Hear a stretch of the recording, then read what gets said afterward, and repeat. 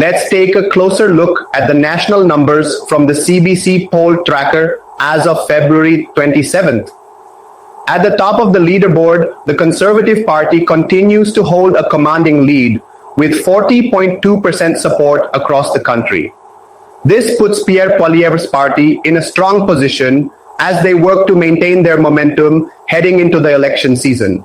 With a lead of nearly 10 points over the governing Liberals, the Tories are solidifying themselves as the frontrunners.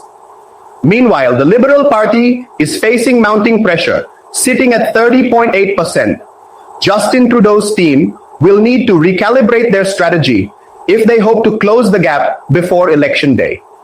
With growing concerns over the economy, inflation, and public confidence, the Liberals find themselves in a difficult position as they try to regain voter trust. The New Democratic Party holds 14.4%, maintaining a steady but distant third place. Jagmeet Singh and the NDP will need a strong ground game and key policy proposals to make an impact in the final stretch. Their challenge remains: how can they break through and convince voters that they are a viable alternative to the two dominant parties? In Quebec, the Bloc Québécois is holding firm with 6.9% nationally.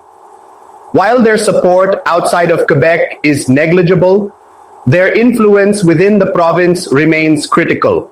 With potential seat gains or losses, their role in shaping the next parliament cannot be underestimated. The Green Party sits at 4.0%, struggling to gain national traction. While they maintain a small but dedicated base, they face tough competition in key ridings. The People's Party of Canada registers at 2.8%, showing limited national appeal but continuing to resonate with a niche group of voters, particularly those dissatisfied with the major parties. And finally, other smaller parties and independents collectively account for 0.9% of national support, a minor but sometimes decisive factor in tight races. Now, let's analyze the CBC poll tracker numbers for British Columbia. Leading the pack, the Conservative Party holds 41.3% support in British Columbia. Pierre Poilievre's party has gained traction in both urban and rural areas, making significant inroads in traditionally competitive ridings.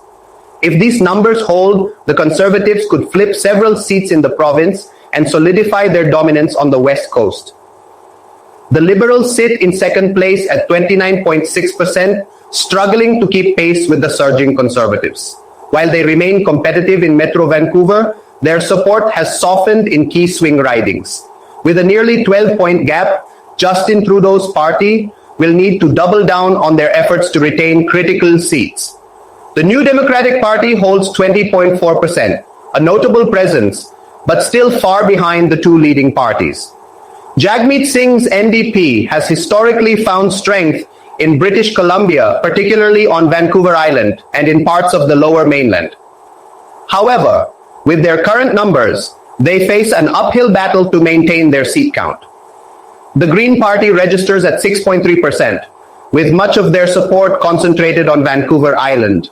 While they remain a small force in British Columbia politics, they could still play a spoiler role in close races.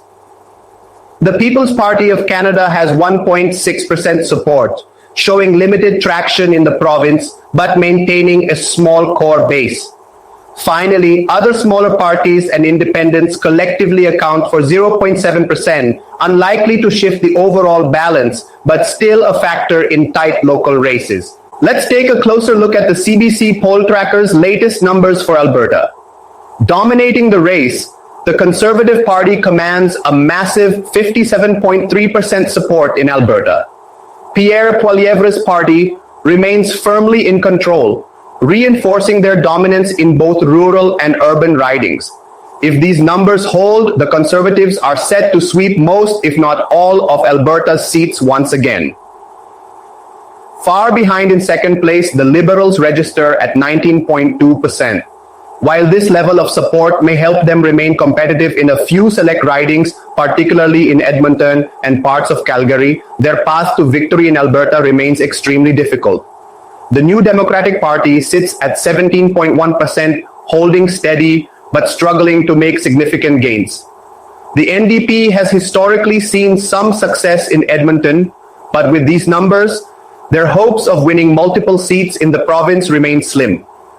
The Green Party holds a minimal 1.8%, with little indication that they will pose a serious challenge in Alberta. Meanwhile, the People's Party of Canada registers at 3.3%, showing a small but consistent presence among right-leaning voters dissatisfied with the mainstream parties.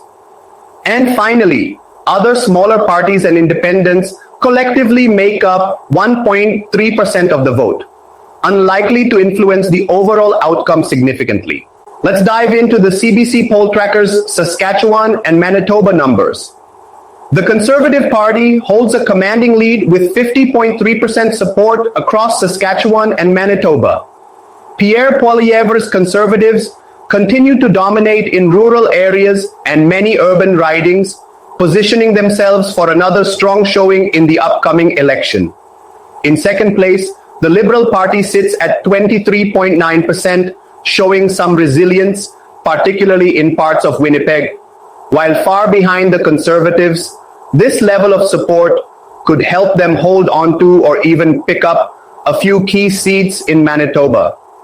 The New Democratic Party stands at 18.4%, maintaining a steady presence in the region. The NDP has historically found support in parts of Winnipeg and some urban centers in Saskatchewan, but these numbers suggest they have an uphill battle to expand beyond their traditional base. The Green Party is polling at 3.8%, showing limited influence in the region, but still a factor in close races. The People's Party of Canada registers at 2.6%, maintaining a small but vocal presence among right-leaning voters looking for an alternative to the Conservatives. Finally, other smaller parties and independents account for 1%, unlikely to make a major impact but potentially influencing tight local contests. Now, let's analyze the CBC poll tracker numbers for Ontario. The Conservative Party is out in front with 42.9% support across Ontario. Pierre Poilievre's party has made significant gains in key suburban ridings, particularly in the Greater Toronto area. If these numbers hold, the Conservatives could flip crucial seats and challenge Liberal dominance in the province. The Liberal Party, sitting at 33.9%, remains a strong force in Ontario, but is facing increasing pressure. Once the dominant party in the province, the Liberals now find themselves nearly 9 points behind the Conservatives. With the GTA and urban centers like Ottawa being vital to their success, Justin Trudeau's team will need to regain lost ground to stay competitive. The New Democratic Party is polling at 14.3%, holding steady but far from their past highs in the province. The NDP continues to have strong support in parts of Toronto and Northern Ontario, but these numbers suggest they are not in a position to significantly expand their seat count. The Green Party registers at 4.8%, showing modest but stable support, particularly in environmentally conscious ridings. The People's Party of Canada is at 3.1%, maintaining a small but committed voter base.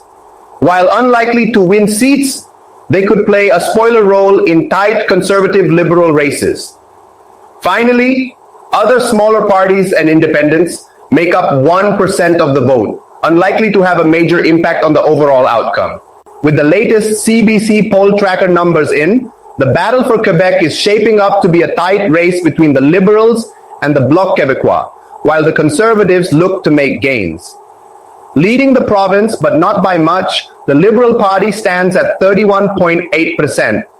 Justin Trudeau's party continues to hold key urban ridings in Montreal and other strongholds, but cracks are beginning to show as the Bloc Québécois remains hot on their heels. The Bloc Québécois is just behind with 29.5%, making this a highly competitive two-way race. The Bloc's appeal to nationalist voters and its focus on Quebec's autonomy keeps it a formidable force in the province. With a strong ground game, Yves-François Blanchet's party is well positioned to challenge the Liberals in several ridings. The Conservative Party sits at 24.5%, a significant improvement from past elections. Pierre Poilievre's Conservatives are making inroads outside of Montreal, particularly in rural Quebec and the Quebec City region. However, translating this support into seats will be their biggest challenge. The New Democratic Party is struggling in Quebec, polling at just 8%. Once a dominant force under Jack Layton's Orange Wave, the NDP is now fighting to stay relevant in the province. The Green Party stands at 3%, with limited influence in the province. The People's Party of Canada is at 2.1%, maintaining a minor presence but unlikely to significantly impact the race. Finally, other smaller parties and independents make up 1.1%, with little indication of major electoral influence. Atlantic Canada has long been a Liberal stronghold, but new polling suggests the race is tightening. The Liberal Party leads in Atlantic Canada with 42.5% support. While still the dominant force in the region, their lead is shrinking compared to past elections. Justin Trudeau's party remains strong in Nova Scotia and Prince Edward Island, but some seats could be in play. The Conservative Party is closing the gap, now sitting at 35.2%. This marks a notable increase in support for Pierre Poilievre's party, particularly in New Brunswick and rural areas. If the trend continues, the Conservatives could flip several Liberal-held ridings. The New Democratic Party holds 14.7%, maintaining a steady but modest presence. The NDP's support remains strongest in parts of Newfoundland and certain urban centers, but they will need a strong campaign to challenge for more seats. The Green Party is polling at 4.1%, with limited but consistent support, particularly in Prince Edward Island. The People's Party of Canada registers at 2.8%, maintaining a small but dedicated voter base, though unlikely to win any seats. Finally, other smaller parties and independents account for 0.8%, with minimal impact on the overall race.